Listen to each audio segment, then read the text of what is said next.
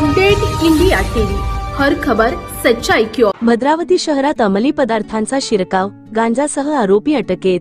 स्थानिक गुन्हे शाखा चंद्रपूर पथकाची कार्यवाही, तरुणाईला व्यसनाधीनतेचे ग्रहण। चंद्रपूर जिल्ह्यातील भद्रावती शहरात अंमली पदार्थांच्या विक्रीवर स्थानिक गुन्हे शाखा चंद्रपूर यांनी जोरदार कारवाई करत मोठा पर्दाफाश केला आहे। आरोपीच्या राहत्या घरावर टाकलेल्या धाडीत तब्बल 620 ग्रॅम गांजा आणि मोबाईलसह 16,000 रुपयांचा मुद्देमाल जप्त करण्यात आला आहे।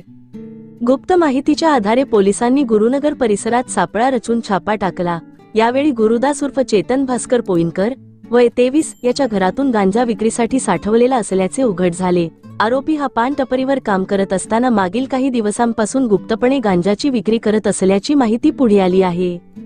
कारवाई दरम्यान पोलिसांनी 6,000 रुपये किमतीचा गांजा आणि 10,000 रुपये किमतीचा मोबाईल असा एकूण 16,000 रुपयेचा मुद्देमाल जप्त केला। तपासात हा गांजा त्याचा साथीदार ईशांत उर्फ खवलू मानकर याच्यासोबत संगनमत करून विक्रीसाठी ठेवण्यात आल्याचे निष्पन्न झाले आहे। सदर आरोपी सध्या फरार असून त्याचा शोध सुरू आहे। या प्रकरणी आरोपीविरुद्ध NDPS ऍक्ट 1985 अंतर्गत गुन्हा दाखल करण्यात आला असून त्याला भद्रावती पोलिसांच्या ताब्यात देण्यात आले आहे। पुढील तपास पोलीस स्टेशन भद्रावती करत आहे। शहरातील स्मशानभूमी, ओपन लेआउट, वरद विनायक मंदिर परिसर युवक गांजा सेवन करीत असल्याची कुणकुण होतीच, याचे धागेदोरे उलगडीत ही कार्यवाही करण्यात आली।